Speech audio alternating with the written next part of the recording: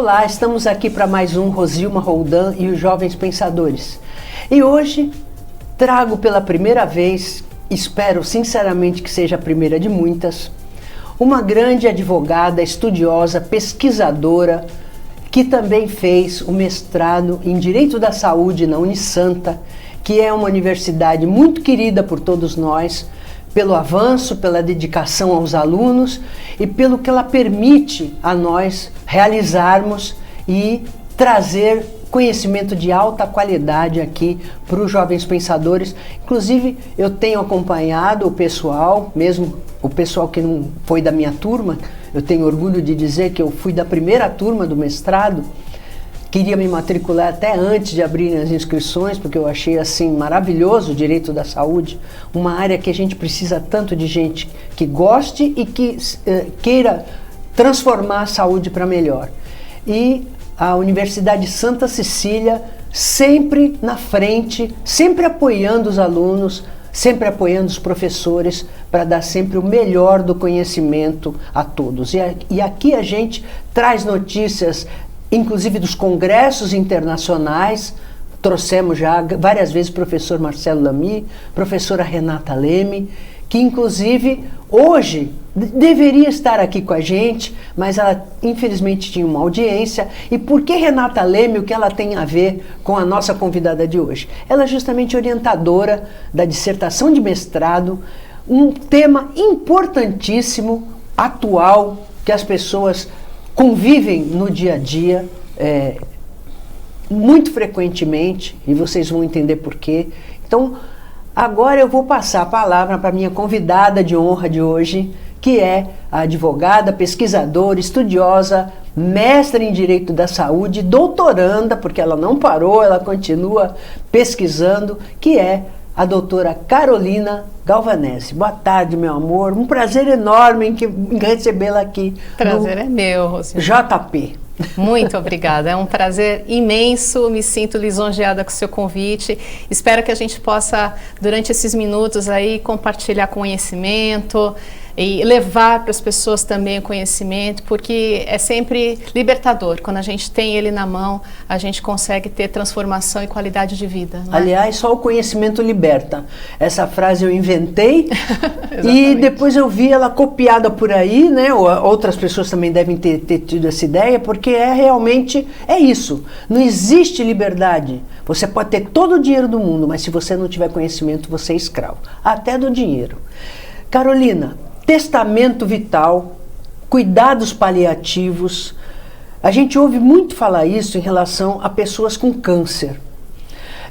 Eu mesma tive uma amiga que teve um tipo de câncer, se não me engano foi linfático, há alguns anos, e ela fez o tratamento todo em São Paulo, só que quando o câncer nunca entrou em remissão, e quando voltou novamente, mesmo depois do tratamento, ela decidiu, não falou nada para ninguém, depois que a gente descobriu, quando ela já estava muito mal, já morrendo, né, que ela tinha combinado com o médico os cuidados paliativos, que ela não queria mais prolongar a vida, porque, segundo consta, os tratamentos são muito dolorosos, é ruim para a família, que tem esperança sem poder ter, enfim. Então, eu vou te passar a palavra e você vai falar aí, tudo com o livro dela está aqui, Terminalidade de Vida, Testamento Vital e o Direito Brasileiro, que eu mostro aqui para vocês, e ela vai falar um pouquinho mesmo, um livro que a gente demora 2, 3 anos para fazer,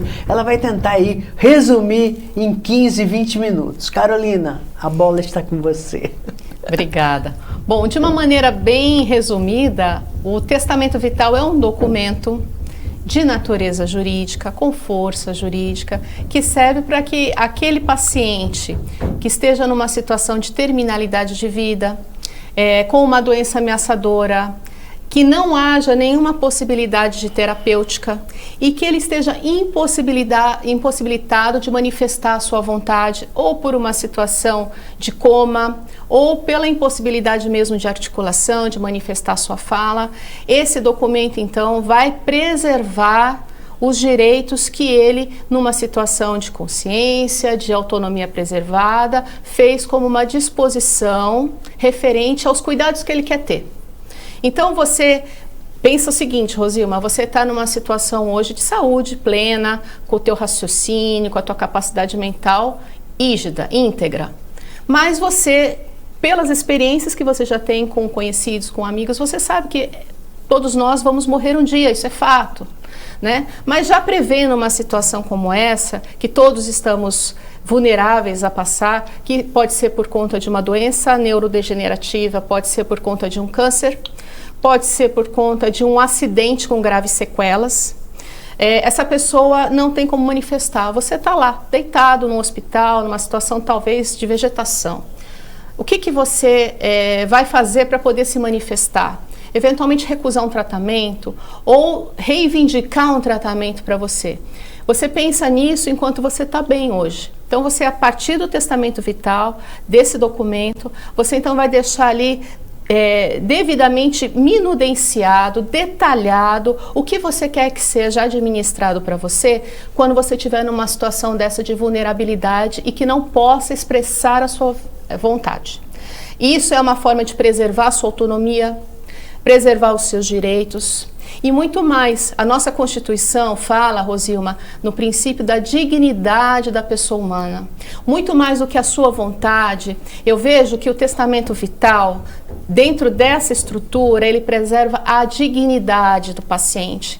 Porque você, embora esteja numa situação doente e vulnerável, você vai estar à mercê de cuidados de terceiros, né? Terceiros vão decidir sua vida, que pode ser um médico muito bem intencionado, pode ser um familiar seu, né? Mas na verdade quem tem que decidir o que a gente quer somos nós mesmos, não é? E se nós estamos numa situação em que não podemos nos manifestar, temos que ter a retaguarda de um documento. Então o direito vem nesse socorro. Infelizmente a gente não tem hoje no nosso sistema jurídico uma ordenação, uma norma específica tratando do tema. Por isso que até foi o objeto da dissertação. Para discutir, trazer esse assunto para a sociedade, de forma que o nosso legislador possa se sensibilizar e normatizar isso, para deixar isso de uma forma especificada, positivada, como a gente diz no direito, em lei, trazendo segurança para todo mundo. Por que, Rosilma, segurança? Segurança para você que é paciente, que você quer ter o seu direito preservado, supondo que você não quer se submeter a um tratamento médico que vai ser invasivo, você não quer uma intubação, você não quer tomar uma medicação que seja extremamente agressora para o seu organismo, você quer, por exemplo, ficar no conforto da sua família, em casa. Você quer simplesmente ter cuidados paliativos que visam apenas o quê? Manter a tua situação de vida sem dor, né? E aí, como é que você faz isso? Você precisa de um documento, né? Então, nesse ponto, a legislação precisa acompanhar e mesmo hoje a gente não tendo essa disciplina legal, se você procura um advogado que tem habilitação, que tem noção do direito médico, do direito da saúde, ele vai poder elaborar esse documento e fornecer para você esse recurso, que você vai se valer numa internação, ou você deixa guardado como um testamento, né, junto com a sua família, se acontecer alguma coisa comigo. Esse documento faz no cartório ou registra no cartório? Então, como ele não tem ainda uma forma prescrita em lei, não existe uma exigência quanto à forma como ele tem que ser elaborado. Os cartórios de Santos têm know-how para fazer isso. Por exemplo, a gente está falando aqui da nossa cidade, que foi até o meu objeto de pesquisa. Só que, infelizmente, ainda existe alguma dificuldade de compreensão exata do que seja esse documento. Então, há equívocos, há cartorários tabeliões que não conhecem o teor. Então, assim, é por isso que eu falo, é possível você fazer no cartório? Isso é como se denomina, dentro das normas da Corregedoria do Estado de São Paulo, uma escritura pública sem valor lucrativo, sem fins lucrativos. Então, você vai pagar para fazer esse documento através de um cartório cerca de R$500, que é o valor de uma escritura sem fins lucrativos. Mas você também pode procurar um advogado, como eu fiz a referência, um advogado que tenha conhecimento do assunto, porque eu creio que ele vai ter um pouco mais de habilitação técnica para poder expressar de uma maneira que atenda o seu desejo, um documento formal. Carolina, em relação ao testamento, eu não sei se você vai poder me responder isso, mas eu sempre tive a seguinte inquietação. Normalmente a pessoa faz um testamento, mas ela não divulga. Ou porque ela fica com medo da retaliação da família, né? Porque a família ela não ajuda em nada, mas na hora de ficar na fila da herança, brigam pra caramba. Isso a gente é sabido, né? A gente que é advogado sabe que é assim que acontece, infelizmente, né? Não contribuíram nada para aumentar a fortuna, muito pelo contrário, né? Às vezes até ajudaram a diminuir a fortuna, né? Estavam acostumados, né? Eu acho que aí também é um pouco da nossa educação latina, que também estraga os filhos e os netos, enfim, né? Porque os americanos não são assim. 18 anos você sai pela porta da rua, tchau, vai fazer tua fortuna. E isso aí é uma maneira que eles acharam de enriquecer o país, porque ninguém fica esperando fortuna de ninguém. As pessoas vão atrás da sua própria fortuna. E sofrem, vão trabalhar nos supermercados como empacotador, enquanto estão fazendo faculdade de engenharia ou de direito, enfim. Então lá eu acho que é muito mais democrático, no sentido da democracia, do que nós aqui que continuamos na época libertação dos escravos, né? Que o branco não fazia nada, só o negro que trabalhava, porque trabalhar é vergonha. Carregar peso na rua é vergonha, né? Eu estou terminando de ler a trilogia do Laurentino Gomes sobre escravidão, escravidão 1, 2, já li, estou no 3º. E aí é interessante como a gente vê o comportamento do brasileiro que é pautado em cima desses costumes. Então, voltando ao nosso assunto, que é o testamento. Normalmente a pessoa não fala. Sempre tem um advogado de confiança que sabe, e aí avisa a família, tem testamento. No caso do testamento vital, aí acontece, a pessoa faz, não fala para ninguém. Eu acho interessante que eu tenho umas amigas médicas no Face, e que eu soube por elas do testamento vital. Há muito tempo elas diziam, já fiz meu testamento vital. O médico não tem esse problema, né? Porque eles sabem o que querem e foram atrás. E eu fiquei interessada no assunto, testamento vital. Aí ele não fala. Aí ele sofre um acidente, pode ser um AVC, pode ser um acidente de trânsito, alguma coisa assim. O câncer já dá para planejar, se ele não for muito fulminante, já dá para planejar. Ó, não quero, tal, tudo. Ainda tem que brigar com a família, porque às vezes a família não se conforma com isso. Tem tudo isso, né? Mas eu pergunto assim, como divulgar isso a ponto de que ele seja efetivo na hora de um acidente? Essa é a pergunta de $1 milhão, Rosilma. Essa é a grande questão em torno desse instituto. Só por causa disso, vamos fazer um rápido intervalo. A Carolina vai responder no segundo bloco.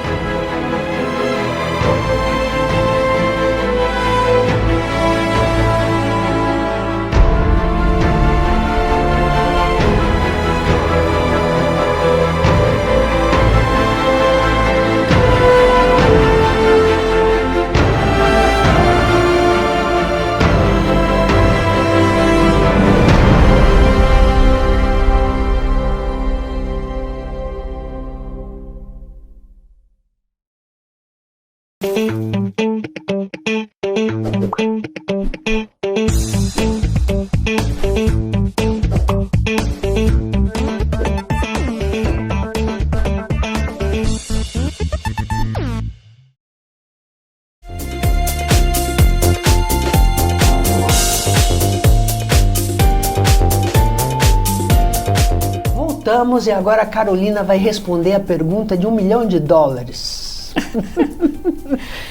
Então, só para traçar um paralelo, para a gente conseguir entender o que é testamento vital e o que é o testamento tradicional.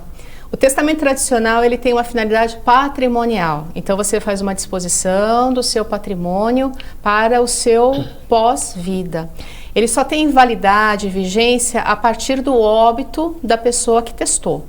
Ele pode ser feito de 3 formas, 2 mais usuais, que é o testamento público e o testamento particular.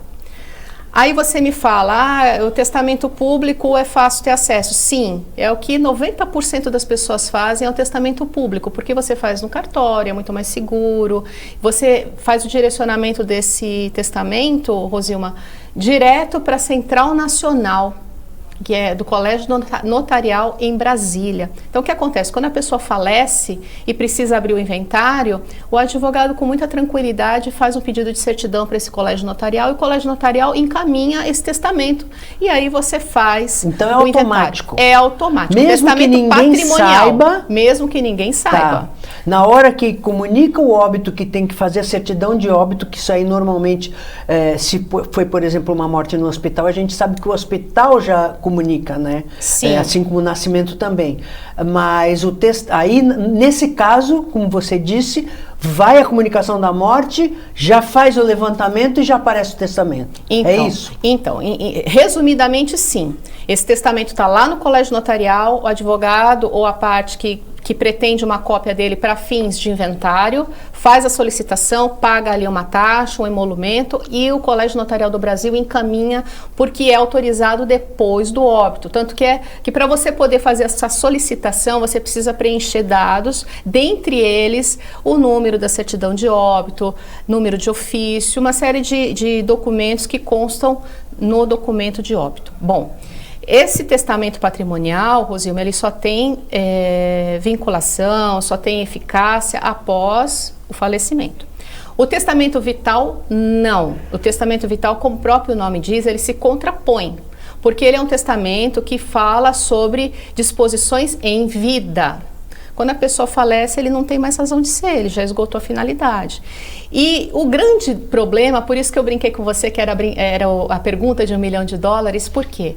Lamentavelmente, no nosso país, nós não temos, assim como para o testamento patrimonial, você tem o colégio notarial que recebe, nós não temos para o testamento vital um colégio notarial que também o receba. Isso não existe. Ainda. Então, não existe ainda. Então, talvez com uma normatização, isso possa vir a ser regulamentado.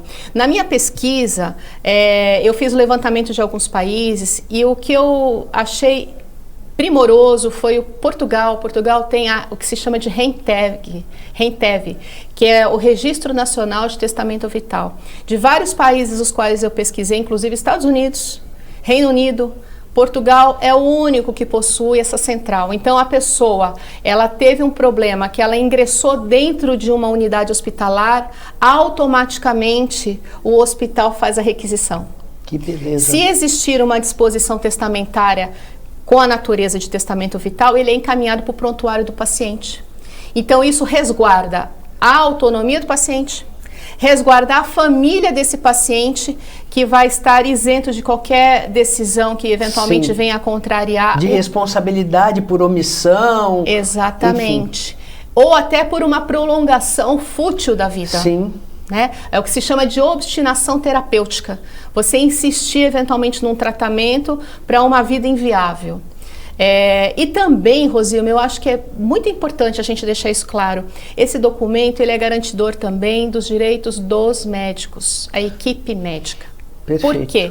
Porque hoje, se você como paciente ingressa de uma maneira consciente dentro de um hospital e diz para o médico, doutor, se eu ficar em coma, se eu ficar no estado vegetativo, o senhor aplique esse procedimento, ou eu não quero reanimação, ou eu não quero que me submeta a uma intubação.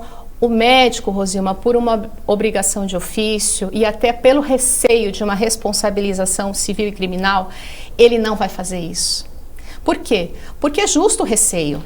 Né? Exatamente, eventualmente porque a pessoa, por exemplo, ela pode no minuto seguinte não ter mais vontade, né, por conta da evolução da doença, e ele vai ter que responder para a família e para a sociedade e até para a própria comunidade médica por aquilo. Como é que ele vai, que garantia ele vai ter? É interessante você colocar isso pelo seguinte, porque antigamente, o médico, a gente não podia nem abrir exame que levava bronca do médico. O médico era o sumo pontífice e ele que decidia a vida e a morte sua. Hoje, já não é mais assim. A gente sabe, até essa minha amiga que eu citei no começo do programa, que os tratamentos são combinados entre o paciente e o médico. Hoje não existe mais essa história de esconder a doença do paciente, que era muito comum há pouco tempo atrás, né? A pessoa estava terminal e não sabia, enfim, né? E hoje não, porque se entendeu que o doente cooperativo é mais fácil de se lidar, de curar, da doença evoluir melhor. Então veja que situação. Então evoluímos até o testamento vital, que no meu entendimento é um passo à frente dessa combinação entre o paciente e o médico. Só que a relação médico-paciente é uma relação privada. Muito privada, porque até temos a Lei Geral de Proteção de Dados que protege essa privacidade. Muitas vezes, marido e mulher, por exemplo, não sabem o que o outro tem porque eles vão sozinhos ao médico e não querem abrir, e é um direito das pessoas não abrir. Aí, como é que fica o médico? É interessante isso que você colocou, porque o tratamento é escolhido entre o paciente e o médico.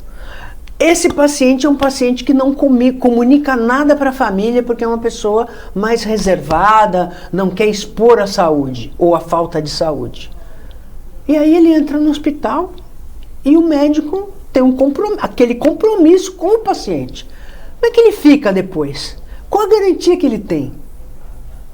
Então, Rosilma, pegando aí o que a gente falou antes do testamento patrimonial, da questão de existir uma central, quando você elabora o testamento vital, como nós não temos essa central que possa recepcionar o documento e fazer aí um arquivamento disso para uma finalidade futura, o mais apropriado é que você guarde esse documento com você, dentro dos seus mais importantes, e eventualmente compartilhe com alguém de sua extrema confiança.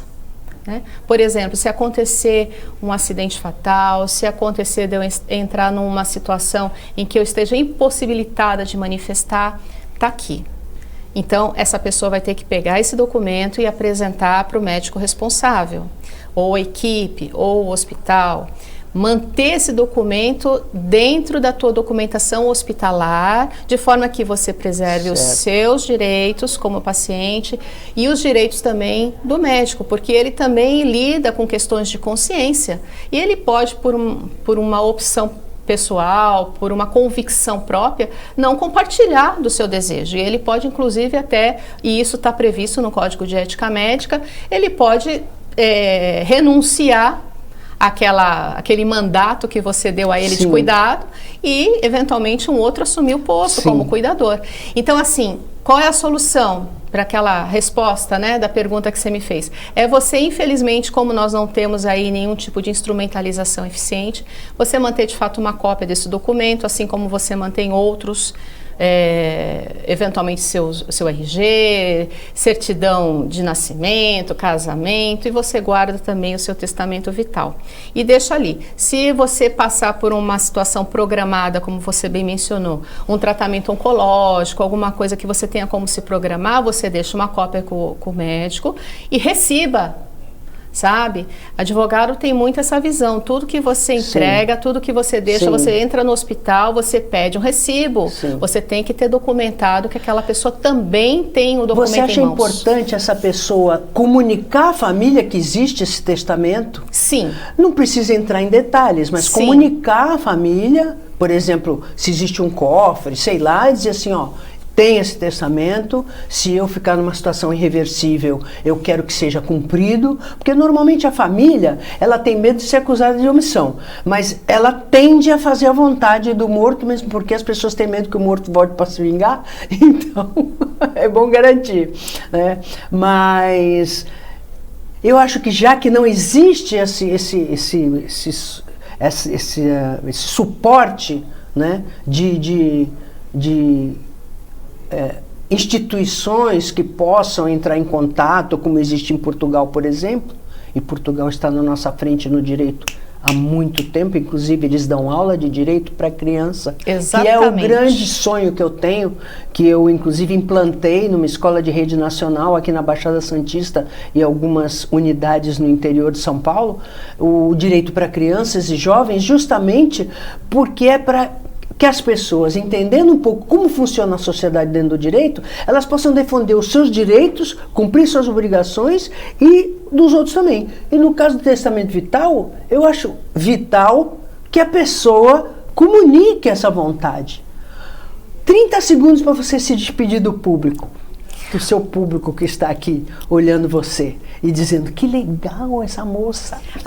Esse assunto, ele é tão encantador, esse assunto ele é envolvente. Muito importante, né, Carolina? Muito importante. Sim, e eu acho que a gente tem que refletir, Rosilma, sobre isso enquanto a gente está bem aqui com saúde. Sim. Trocando ideias, trocando conhecimento. E não é porque você pensa na morte que a morte vai vir mais cedo. Não. Tem gente que tem medo. Existe uma certa repulsa a pensar em morte, mas a gente morre todo dia um pouco. A morte é um processo, né? Então eu acho assim que vale para uma reflexão a gente pensar o que a gente está fazendo com a nossa vida, porque o Oscar Wilde tem uma frase que eu acho interessante e quero deixar aqui para as pessoas pensarem, né? Existir, todos existem, mas será que você vive? Né? Viver é coisa rara. Então, assim, a gente precisa tornar a nossa vida algo que tenha um significado. Então, vamos fazer isso enquanto a gente está vivo, porque morrer a gente vai morrer mesmo. E vamos pensar no nosso processo de morte também, né? Porque ninguém quer sentir dor, ninguém quer agonizar. Então, vamos ser previdentes, vamos pensar agora numa boa morte. Eu acho que isso é uma reflexão que a gente tem que ter de tempos em tempos sobre a vida. Muito obrigada pela tua presença. Eu quero terminar o programa aqui mostrando o presente que ela trouxe aqui, e o meu amigo Márcio Felipe também, que eu mando um beijão para ele, se formou comigo, maravilhoso, e que vai vir nos próximos programas aqui falar sobre um assunto importante, compliance, não percam proximamente, e eu vou deixar aqui para decorar os próximos programas, porque isso aqui é muita amizade, muito carinho, muita gratidão, muito tudo de bom. Então isso aqui está trazendo sentimentos bons para todos nós. Espero que você tenha gostado do programa de hoje, esperando estar novamente com você sábado que vem às 15 horas, com reprise segunda-feira às 17h30, lembrando que pomos tudo no YouTube para você assistir e rever quando quiser, e lembrando também que além da TV com Santos, nós estamos também na TV com Brasil. Até o próximo programa, se Deus quiser.